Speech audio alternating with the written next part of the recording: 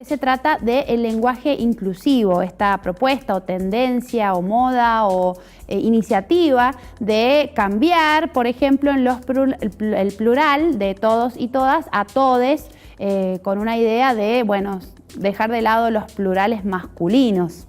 Es así. Digamos, es una forma que tiende a abarcar, es una forma incluyente, tiende a abarcar tanto masculino como femenino, sin pasar por el masculino necesariamente, que en nuestra lengua tiene la función de genérico. Sirve tanto para masculino como para femenino. Y esto tiene un sentido histórico. Las terminaciones us, que correspondían en latín para el masculino, y la terminación que correspondía al neutro, se gramaticalizaron en o. Bien, o sea, las dos significaron una, que es la o. Las dos terminaron siendo una y a causa de eso quedó como completamente genérico. Bien, pero ¿no tiene que ver con que sea masculino? La lengua es lengua y no establece una distinción específica. A ver, usamos palabras para las personas y usamos palabras para las cosas. No necesariamente la palabra tiene que estar, vamos a decir así, contaminada con esta cuestión de género. Sería más bien una cuestión histórica. La Real Academia Española se expidió en el caso de todos y todas, diciendo es innecesario mencionar los dos géneros, precisamente porque rompe una ley, un principio que sería el de la economía expresiva. Simplemente está muy arraigado en el español y lo suficientemente generalizado tanto en España como en América, en el cual el masculino o la terminación de masculino se convierte en un genérico. Y lo mismo pasa con las palabras. Cuando decimos el hombre caminó sobre la tierra hace tanto, a ver, claro, el hombre involucra al ser humano, ahí es más marcado. Es más marcado, sí, digamos, porque hombre ya como que tiene que ver con el género, es fuerte, digamos, sí, ahí. Sí, sí, pero hay digamos, habría dos lenguajes, un lenguaje real y un lenguaje que vamos a llamar oficial. El lenguaje real es el que usa toda la gente, y en este lenguaje, que tiene que ver con cuestiones históricas, con cuestiones de tradición, y con cambios en el tiempo, el género masculino incluye como genérico, no así el género femenino en cuanto a terminaciones estamos hablando. Bien. Pero eso, digamos, más allá de que sea histórico, hay una necesidad imperiosa de cambiarlo, evidentemente porque se hacen varias lecturas, digamos, con esa idea. Se pueden hacer múltiples lecturas respecto de esto. Este tema de los plurales con que intenta de algún modo neutralizar esta hegemonía del género masculino por sobre el femenino, por el momento solo constituye una suerte de argot. ¿Qué sería un argot? Es una manifestación lingüística o uso de un grupo determinado que posee características comunes. En este caso estamos hablando de una intencionalidad discursiva de tipo pragmática, que implica un posicionamiento, pero además hay un detalle. Si yo le pregunto a un chico, usemos palabras de todos los días, ¿cómo fue que armaron el lío en el aula? Él me va a decir, manso bardo. No le cuesta nada, porque es inconsciente, porque hablan así. Claro.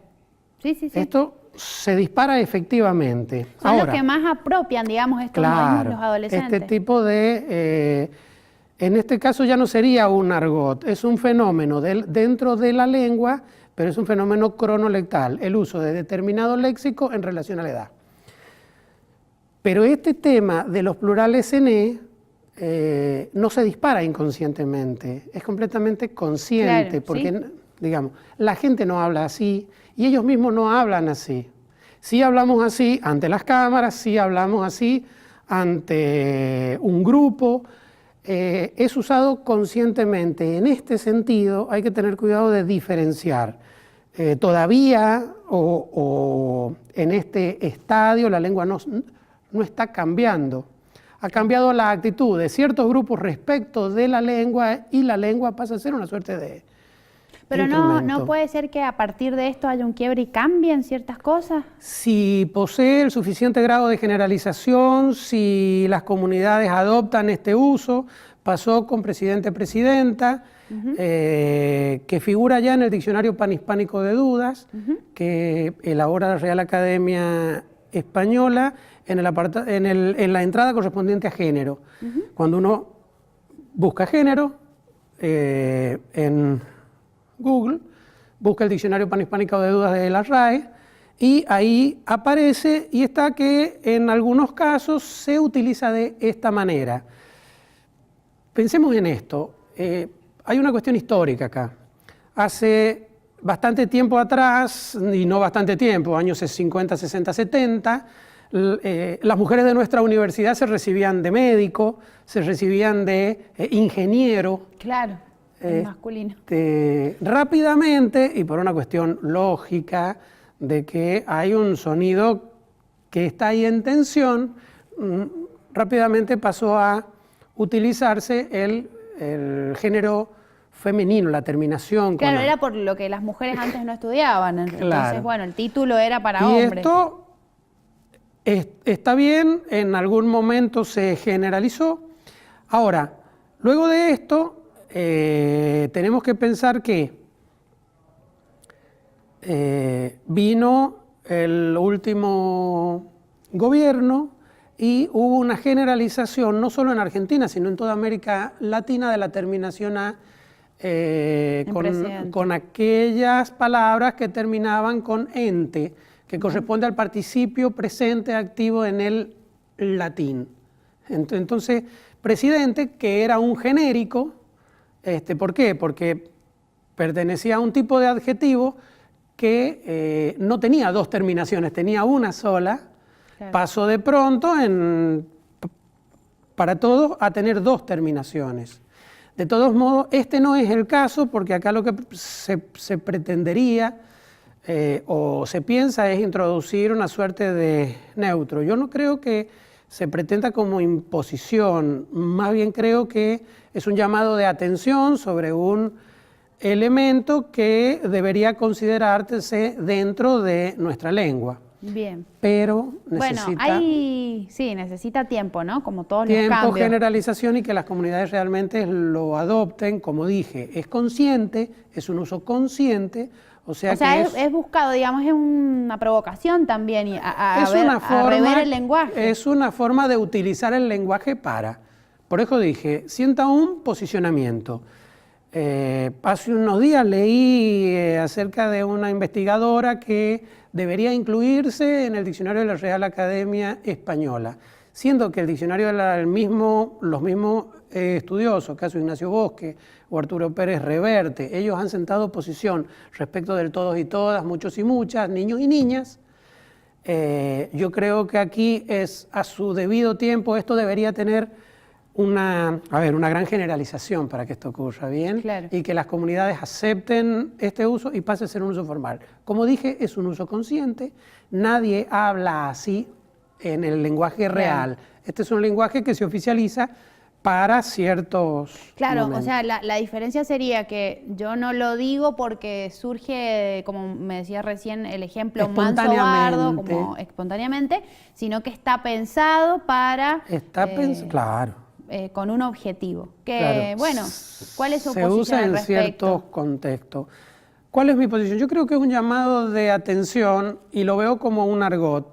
No le veo mayor, por el momento, no veo mayor que tenga otro tipo de fuerza, sino que estamos hablando de una forma con una intencionalidad pragmática fuerte, que implica un posicionamiento. En particular, la lengua no deberíamos considerarla ni bien ni mal, claro, sino correspondiente al uso, si el uso es adecuado o no es adecuado y en qué circunstancias. Hoy implica una ruptura, un quiebre con con el habla tradicional, vamos a decirlo así, y por supuesto va a generar determinadas reacciones en muchos casos, y estas reacciones suelen ser tanto a favor como en contra, debido a que hay una... Claro, igual siempre hay como un grupo que se resiste a este tipo de cambios y un grupo que brega por ellos y después se llega a un consenso en algún momento. Por supuesto, yo creo que el consenso lo logran las generalizaciones. Hemos tenido momentos donde, por ejemplo, la palabra presidenta, intendenta ha sido muy resistida y luego dejó de tener a ver, hay un elemento que permanece en un estadio de la cultura. Ingresa un elemento nuevo y hay una alternancia, pero además hay una tensión entre ambos elementos. En algún momento es adoptado o rechazado por la comunidad y esto hace la lengua en el tiempo. Muy brevemente, el fundador de una suerte de padre fundador de la lingüística como disciplina científica fue Fernando de Saussure y él dio dos propiedades muy básicas de la lengua. Dijo, la lengua es mutable y la lengua es inmutable a la vez. Es inmutable porque nadie puede cambiar su lengua. Estaba cuando nacimos, seguirá estando cuando nos hayamos ido. Y es mutable porque la lengua cambia por el uso en las comunidades en el tiempo. La lengua es como un organismo vivo. Yo creo que de alguna manera esto puede ser un inicio. No creo que tenga mayor fuerza que la de ser hoy un elemento de lucha dentro de un grupo social determinado que tiene un posicionamiento bastante fuerte y es correcto que lo tenga, pero para que se traslade al uso real y luego para que lo que veamos en un diccionario, que en definitiva no es otra cosa que es como una radiografía de un momento del habla. Un espejo. Es un espejo en el cual en este momento se hablaba de esta manera con estos usos. Otro diccionario dejará de lado ciertos vocablos e incorporará otros nuevos. Bien. Pero básicamente estamos hablando de esto.